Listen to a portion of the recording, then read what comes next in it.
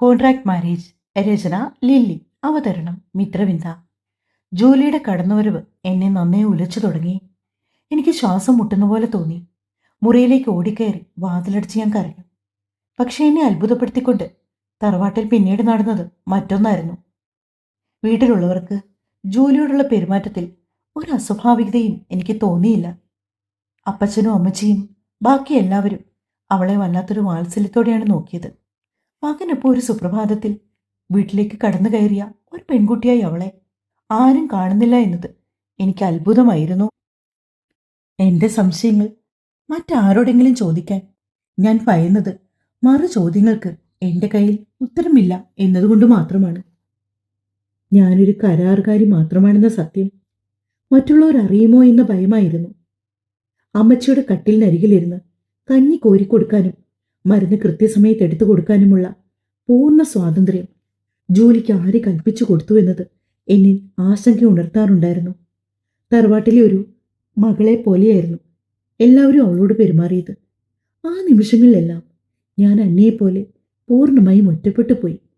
ഒരു ദിവസം ഉച്ച കഴിഞ്ഞ് വീട്ടിലെല്ലാവരും ആഹാരമൊക്കെ കഴിഞ്ഞ് വിശ്രമിക്കുന്ന സമയം തറവാടും പരിസരവും വല്ലാത്തൊരു നിശബ്ദതയിലായിരുന്നു.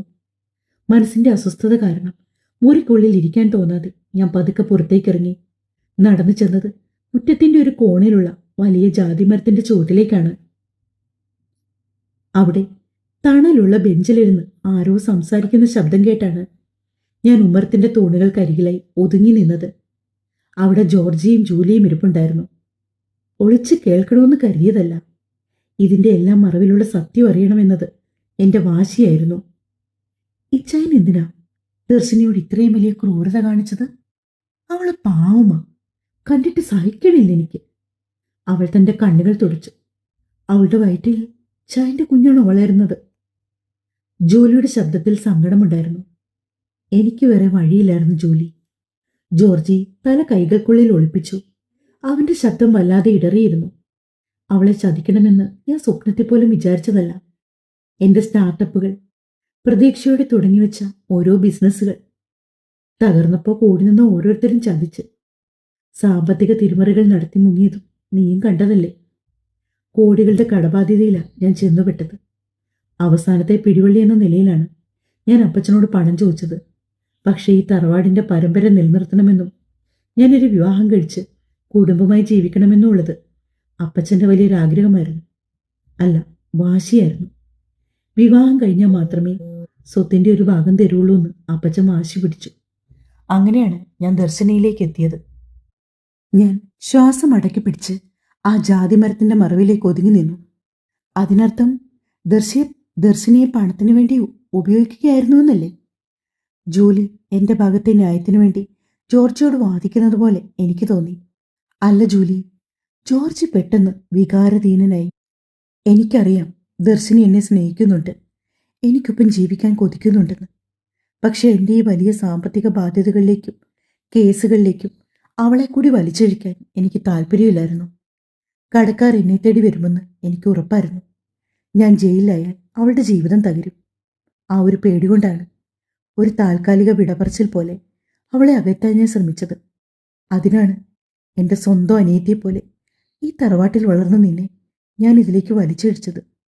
നീ എൻ്റെ കാമുകിയാണെന്ന് അഭിനയിച്ചാൽ ദർശിനി എന്നെ വെറുത്ത് സുരക്ഷിതമായി സ്വന്തം വീട്ടിലേക്ക് പോയിക്കോളൂ എന്ന് ഞാൻ കരുതി. പക്ഷെ ഇന്നിപ്പോൾ അവൾ എൻ്റെ കുഞ്ഞിൻ്റെ അമ്മയാകാൻ പോവുക. അതോടെ കാര്യങ്ങൾ എൻ്റെ കൈവിട്ടുപോയി. ഞാൻ വലിയൊരു കെണിയിൽ പെട്ടുപോയി ജൂലി.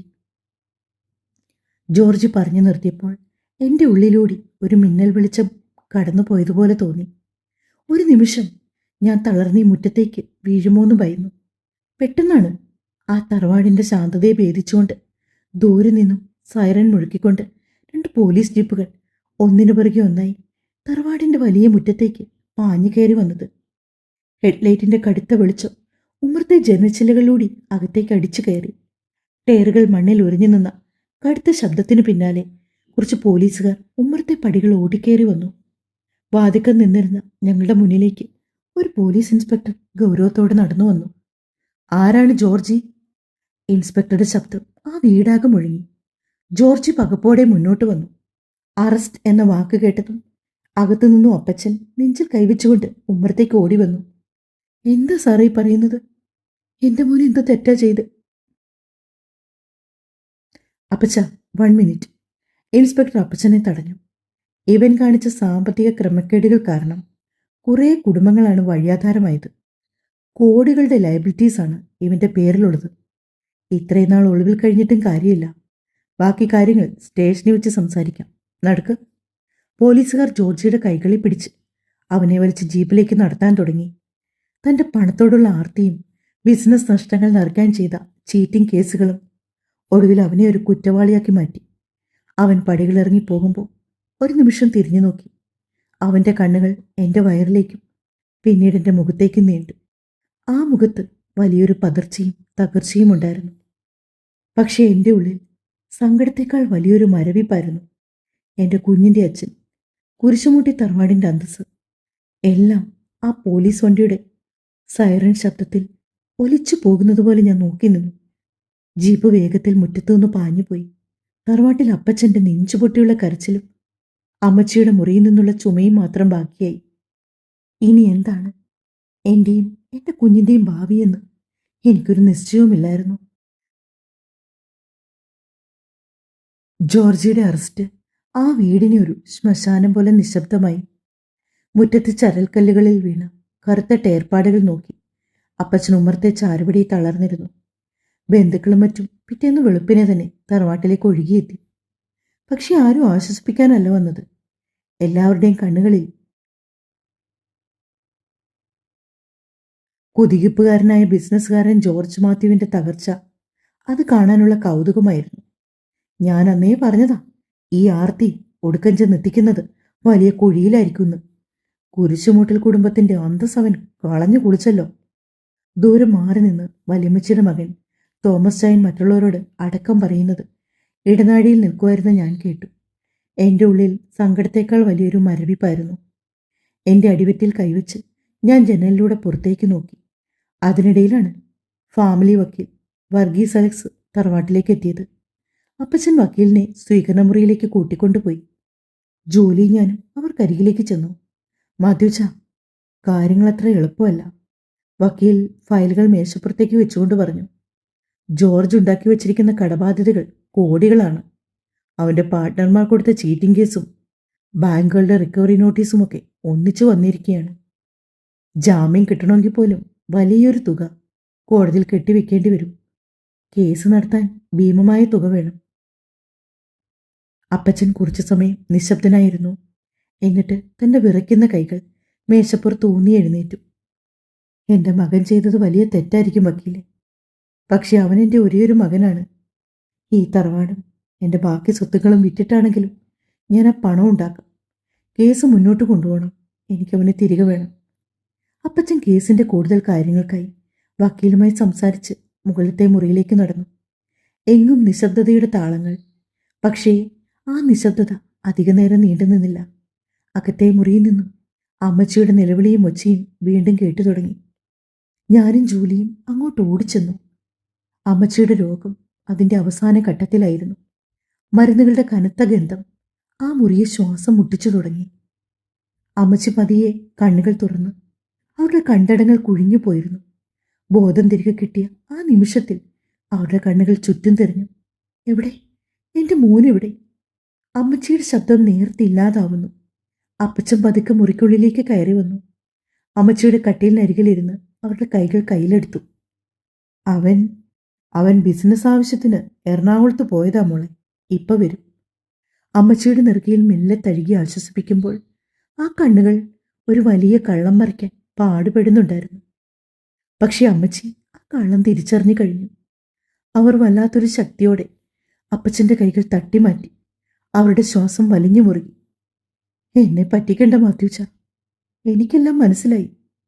എൻ്റെ മോനെ പോലീസുകാർ കൊണ്ടുപോയല്ലേ? എനിക്കറിയല്ല. അവൻ എന്നോടെല്ലാം പറഞ്ഞിട്ടുള്ളതാ. അമ്മച്ചിയുടെ കണ്ണുകൾ നിറയുന്നു.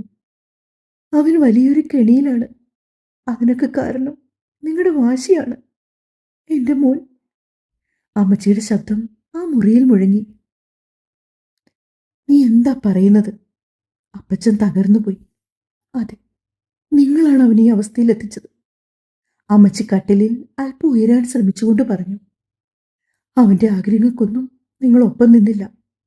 ഈ തറവാട്ട് മഹിമയും അന്തസ്സും കാക്കാൻ വേണ്ടി അവന് താല്പര്യമില്ലാതിരുന്നിട്ടും ഈ വിവാഹം കഴിക്കണം, കുഞ്ഞുണ്ടാകണം എന്ന് പറഞ്ഞ് വാശി പിടിച്ചത് നിങ്ങളല്ലേ?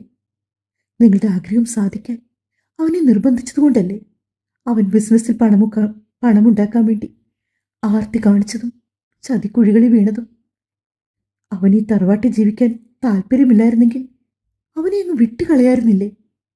എന്തിനായിരുന്നു ആ വിവാഹത്തിനൊക്കെ നിർബന്ധിച്ചത്? ഇന്നിപ്പോ എന്റെ മോൻ ജയിലിലാണ്. അത് കാണാനാണോ ഞാൻ ഇത്രയും കാലം ജീവിച്ചത്? ശബ്ദമിടറി അമ്മച്ചി അതിശക്തമായി ചുമയ്ക്കുന്നു. അമ്മച്ചിയുടെ ഓരോ വാക്കുകളും അപ്പച്ചന്റെ നെഞ്ചിലേക്ക് തുളച്ചു കയറുന്ന അമ്പുകൾ പോലെയായിരുന്നു. അപ്പച്ചൻ നിസ്സഹായനായി ഒന്നും മിണ്ടാനാവാതെ തല താഴ്ത്തി നിന്നു. ഞാൻ അമ്മച്ചിയുടെ അരികിലേക്ക് ചെന്ന് അവരുടെ നെറ്റി തഴുകി. അമ്മച്ചി, വിഷമിക്കല്ലേ, എല്ലാം ശരിയാകും. എന്റെ കണ്ണുകളും നിറഞ്ഞിരുന്നു.